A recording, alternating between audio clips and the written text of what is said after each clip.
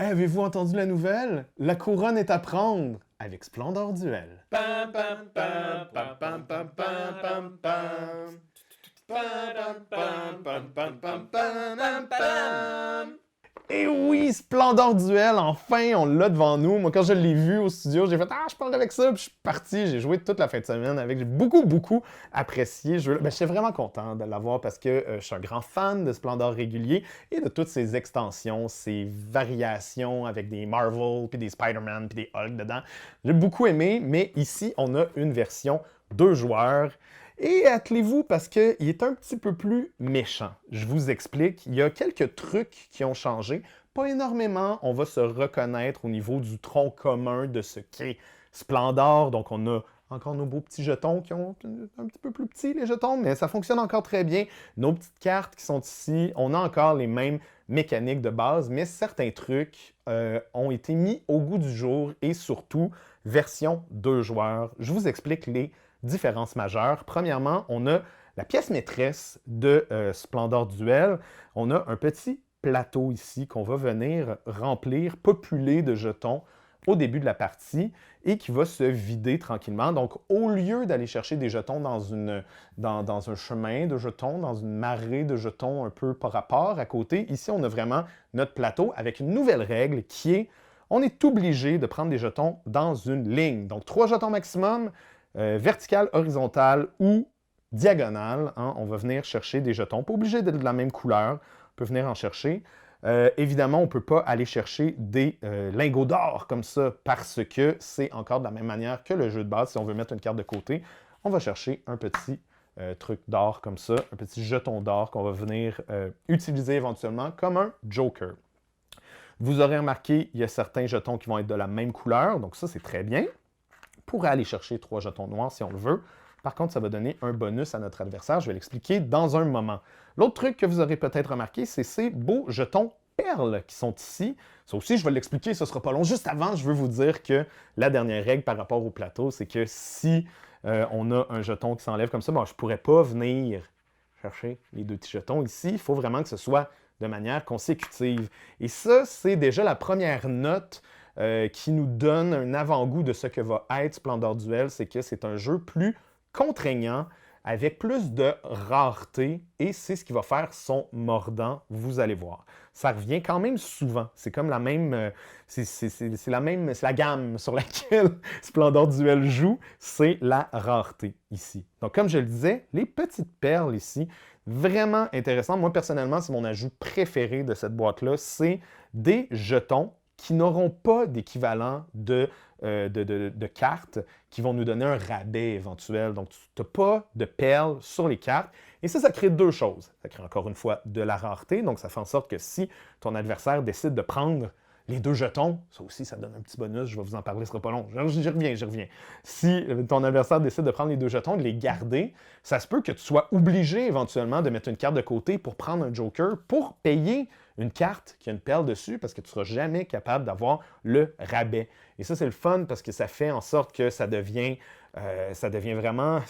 Ça devient stressant quand ils sortent un à côté de l'autre comme ça. Tu te dis, ah, je sais, la première affaire que tu vas aller faire, c'est aller chercher les perles. Hein? Puis éventuellement, ça devient un peu un running gag, ces trucs-là. Je pense vraiment que c'est l'ajout qui est intéressant au niveau de cette boîte-là, puis de cette nouvelle mouture, parce que c'est vraiment le genre de pièce que tu veux avoir puis que tu veux garder éventuellement. Puis ça te donne une stratégie supplémentaire vraiment chouette.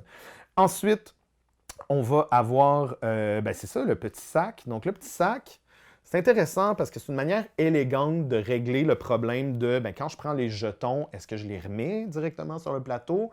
Est-ce que ça va faire en sorte que, tu sais, s'il n'y avait pas de sac, on aurait un problème de double stratégie de, OK, à mon tour, je vais les remettre comme ça, puis je vais aller les rechercher, etc. On n'a pas ça ici. On vient les mettre dans le sac et quand on a presque plus de jetons sur le plateau, on devient un peu déchiré entre est-ce que ça me tente de re-remplir le plateau ou je vais laisser mon adversaire le faire parce que ça aussi, ça donne un privilège éventuellement. Donc, c'est vraiment intéressant, cette petite... C'est sûr que dans votre game, vous allez être tiraillé entre est-ce que je prends des jetons? De quelle couleur je les prends? Est-ce que je mets une carte de côté le plus vite possible pour pas que mon adversaire me le vole? Ou est-ce que je vais simplement remettre des jetons sur le plateau? Par contre, c'est à double tranchant, ça va donner une opportunité supplémentaire à mon adversaire qui est aller chercher ces petits privilèges qui sont ici, qui sont un genre de scroll, c'est un diplôme, c'est un privilège. Donc, c'est un petit privilège que tu peux dépenser au début de ton tour pour aller chercher le jeton que tu veux, sauf les lingots d'or, encore une fois. Donc ça, c'est vraiment bien, mais c'est facile à oublier, les privilèges. C'est facile à oublier d'aller en chercher, que tu en mérites un. C'est facile à oublier que tu les as devant toi. Tu es comme, c'est quoi déjà ces jetons? Ah oui, c'est vrai, je peux aller le chercher, le rouge que j'ai besoin depuis tantôt. Donc, ça, c'est peut-être une critique plus générale par rapport au jeu, c'est qu'il y a beaucoup de petites pièces du puzzle qui font en sorte que tes premières games sont un peu plus lentes, un peu plus où est-ce que tu en échappes des morceaux. Donc, à ce niveau-là, il va peut-être plus ressembler à un Seven Wonders Duel qu'à un Shoten Totten, par exemple, parce qu'on va avoir beaucoup de petits trucs à se rappeler, mais ça s'adresse à un certain type de joueurs, à des personnes qui auront déjà joué un peu. Je dis pas que ça peut pas être ton premier jeu de tous les temps. Là, tu peux l'essayer, mais ça va être un petit peu plus difficile avant de se rappeler de tous les détails qu'ils ont dans ce jeu-là. D'ailleurs, il y en a d'autres, et je vais essayer de m'en rappeler. Ben, il y a la pyramide, hein, d'abord. La pyramide, ça peut paraître esthétique, mais il y a quand même ça donne un plus-value intéressant, puis ça va encore dans un sens de créer de la rareté. C'est que la pyramide comme ça fait que les cartes qui sont les meilleures, les plus intéressantes, les plus importantes, et qu'on voit depuis le début de la partie, sont plus rares, encore une fois. Donc, ça va arriver que, selon les cartes que tu as là, tu es vraiment intéressé d'aller chercher la blanche, qui vaut 3 points ici, toute la partie. Tu essayes de te rendre à cette blanche-là, mais vu qu'il y en a juste 3, ben peut-être que ton adversaire, il veut aller chercher celle-là aussi.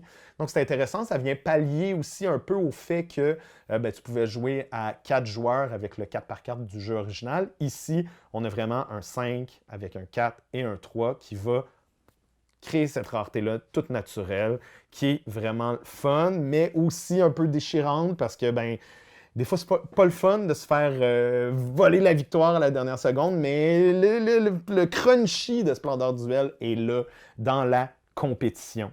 Finalement, les points de victoire, les conditions de victoire, on a 3 trucs. On a encore notre fameux j'ai 20 points, j'ai gagné, la game est finie. Donc, c'est vraiment une course aux points. On a 10 couronnes. Donc, ici, c'est intéressant. Ils ont fait un choix de design qu'il doit avoir des raisons mécaniques derrière. Je n'ai pas tout à fait saisi pourquoi, mais c'est quand même intéressant. Vous vous rappelez les cartes royales du jeu de base? On peut aller les chercher quand on a un certain nombre de cartes d'une certaine couleur. Ça, c'était une mécanique qui était dans le jeu de base. Ici, c'est quand on a 3 couronnes. Donc, on va avoir des couronnes. Donc, c'est une autre valeur avec laquelle le jeu joue. C'est-à-dire que, ici, c'est intéressant parce que j'ai juste un point de victoire, mais j'ai 2 rabais de blanc. Mais ici, j'ai juste un rabais de vert, mais j'ai une couronne en plus. Donc, ça va être une petite stratégie qu'on va essayer d'aller chercher, en plus avec les petits pouvoirs supplémentaires que je n'ai pas trop nommés, parce que je ne peux pas tout vous expliquer non plus. Mais les couronnes, quand on en a 3, on peut aller chercher notre premier royal. Et quand on en a 6, on peut aller chercher notre deuxième carte. Donc, dès qu'on en a 10, on gagne.